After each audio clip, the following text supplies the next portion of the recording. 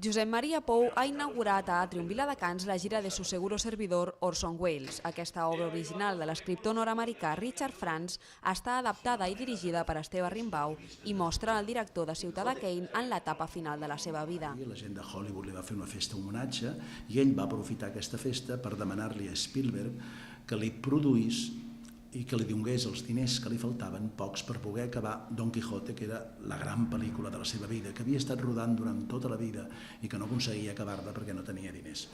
El més normal és pensar que Spielberg li hagués dit que sí i li hagués donat el que per a Spielberg era una misèria.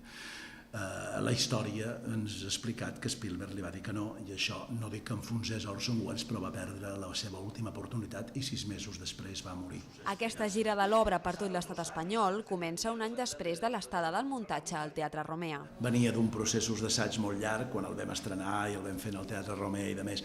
Ara fa un any i mig que jo no feia aquest Orson Welles, però sí és veritat que he de dir que com el vino que mejora en les barriques, el temps es nota. Jo ara quan he hagut de tornar a estudiar-lo per reemprendre la gira per Espanya que ha començat avui aquí a Viladecans i a partir d'aquí la seguirem fent fins al mes de maig, doncs he tornat a retrobar-me amb aquest personatge, amb aquest home. Josep Maria Pou té la rèplica en l'actor Javier Beltrán, que interpreta Mel, el tècnic de ràdio amb el que Welles grava les falques publicitàries que l'ajuden a sobreviure en l'etapa final de la seva vida. Welles té com a tècnica un nano jove, relativament jove, de 20 i pocs anys, però que sap qui és Welles i que ha vist el Quijote de petit en l'escola i que té alguna idea. I llavors serveix per aquest moment final de la funció tan cruel, quan li diu: mira, tio, vulguis o no vulguis, tu ets un vell de 70 anys i tens una veu molt cascada.